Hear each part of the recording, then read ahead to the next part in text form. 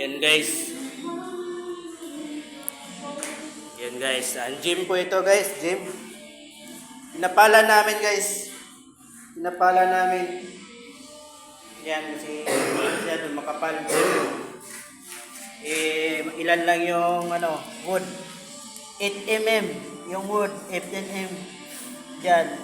Kaya makapal oh. Kaya tinapala namin ng kaya mayroon kaming trabaho bukas. Ito pong sila nagpipinis.